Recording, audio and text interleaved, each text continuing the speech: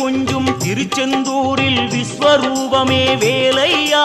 பழமுதி சோலை அறுபடை வீடும் புண்ணிய தரிசனம் முருகையா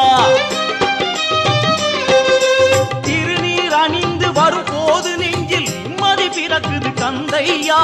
முகனே சிவனார் மகனே உன்னை பாட பாட சுகமாகுதையா வேல் முருகா அரோகரா